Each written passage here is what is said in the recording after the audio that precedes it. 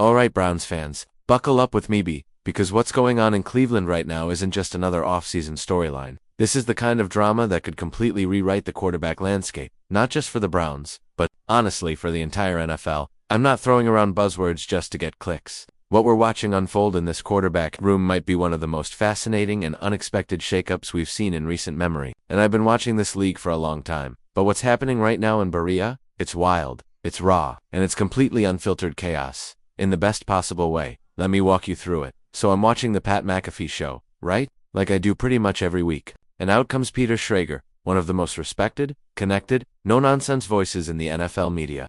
This isn't some guy trying to make waves when Schrager talks. People listen. And in the middle of this casual segment, he drops what I can only describe as an absolute bomb about the Browns quarterback situation. I froze. I rewound it. I listened again. Did he really just say that? Because if what Schrager is suggesting turns out to be true, we could be looking at a total upheaval of the depth chart in Cleveland, a potential roster flip that could send ripple effects across the AFC. Let's rewind for a second and put this all into context. So, please take 2 seconds to hit the subscribe button, like the video, and leave your thoughts in the comments. Thank you for your support. Last season, the Browns went through an absolutely insane quarterback carousel. Deshaun Watson goes down early with injury, and all hell breaks loose. P.J. Walker steps in and tries to hold the line.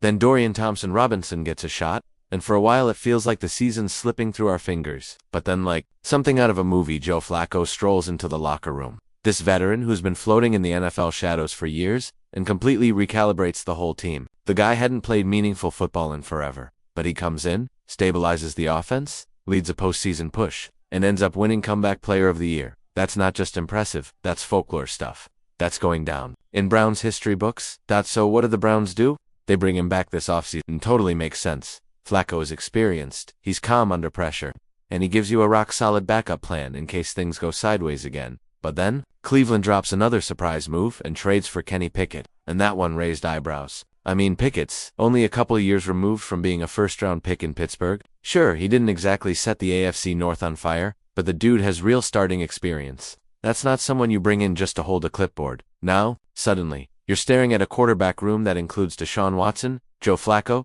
and Kenny Pickett. All three have started games. All three have led offenses. That's already a crowded, competitive room. But Cleveland wasn't done yet, because here's where things really get interesting. They go out and draft Shedeur Sanders in the 5th round. Yep, Shedeur Sanders, the son of Deion Primetime Sanders, the guy who lit up college football last year and turned Colorado into must-see TV. Everyone expected this kid to go on day 1 or day 2 of the draft, but somehow, he slips all the way to round 5. And when he did, Cleveland pounced. Now let me just pause right there. The Browns were not supposed to be drafting a quarterback. That was never part of the plan. GM Andrew Berry even said as much, publicly. But when Shedeur fell that far, they couldn't pass him up. Because no matter what the media was saying about his maturity or his interviews or the Deion effect, the talent was undeniable. And now, here we are, with 4 quarterbacks in the room for very different styles, for different stories, and every single one of them has something to prove. Shedeur Sanders, despite the hype and the fan excitement, hasn't taken a single rep with the first-team offense yet. According to reports from Ashley Bastock, he's been strictly working, with the second unit getting his feet under him, learning the system, and tightening up his mechanics. But let me tell you, everything coming out of minicamp right now says this kid is making noise. Coaches are praising his poise, teammates are talking about his command in the huddle, and the numbers don't lie. Over 5 open sessions, he's thrown 41 completions on 51 attempts, with 9 touchdowns and only 1 interception. That's a 77% completion rate. Folks, that's not just promising rookie territory. That's elite execution. So now the question is, what do the Browns do? You've got Watson, who's supposed to be the franchise guy. You've got who just saved your season. You've got Pickett, who was a former first-round pick. And now you've got this electric, young, hungry rookie putting on a clinic in camp.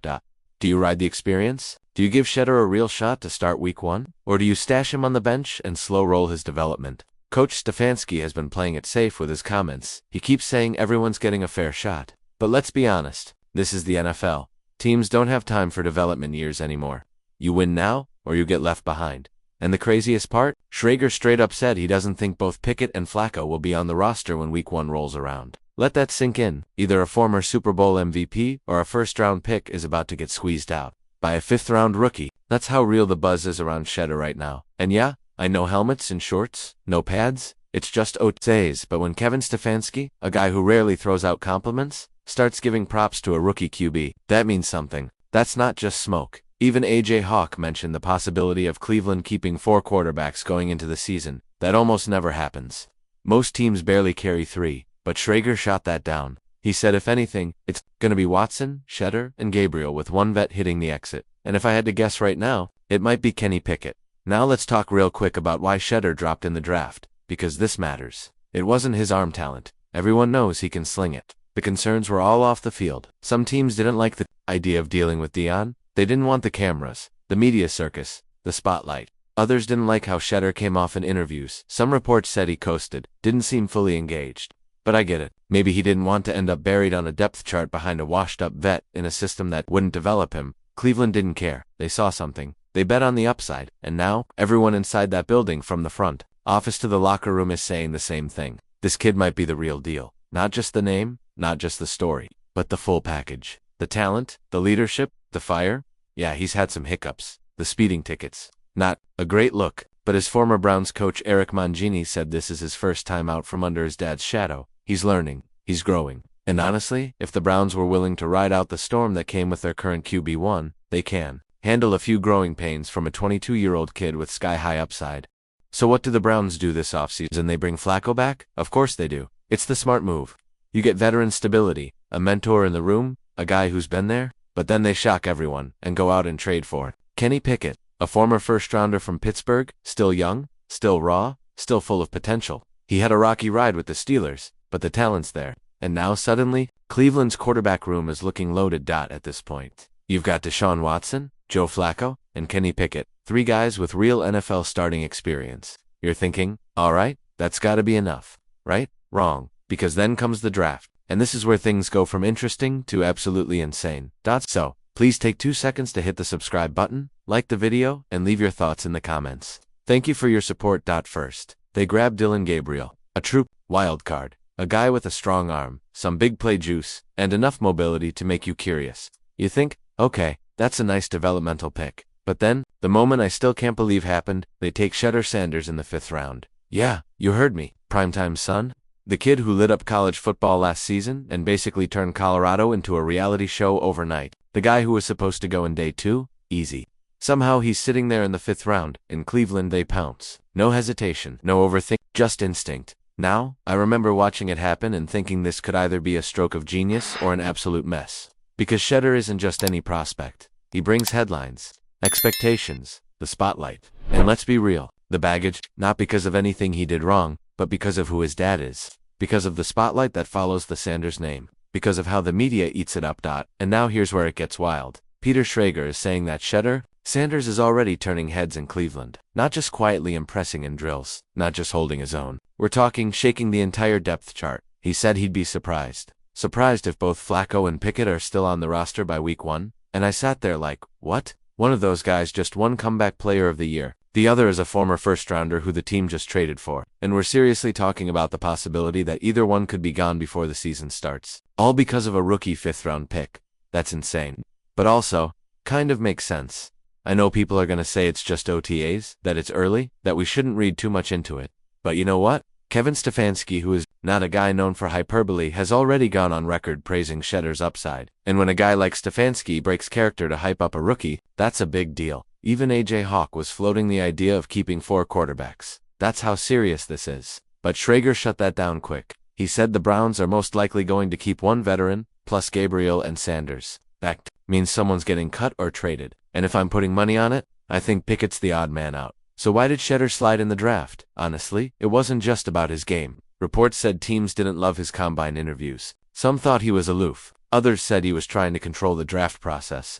And let's not ignore the elephant in the room. Teams were worried about the primetime effect, about Deion's larger-than-life presence overshadowing a franchise. But Cleveland didn't care. GM Andrew Berry said it himself. They weren't even planning on drafting a quarterback. But when Shedeur was still there in round 5, they trusted their instincts. They made the move, and now it's looking like a possible franchise-defining decision because everyone inside the building is talking. Coaches, teammates, executives, they all see it. They're saying Shedeur's got that it factor. He's got the arm, the poise, the decision-making, the leadership. He's not just here to develop, he might be here to compete. And look, yeah, the speeding tickets happened, but the guy owned it. He went public, took accountability, said, yeah, I messed up. That's maturity. That's growth. That's a young quarterback showing leadership before he's even taken a snap. Eric Mangini said it perfectly. This is a kid trying to step out from under the shadow of his Hall of Fame father and do it his way. And if the Browns could survive the firestorm of the Deshaun Watson trade, they can handle a couple traffic tickets from a rookie QB trying to find his way.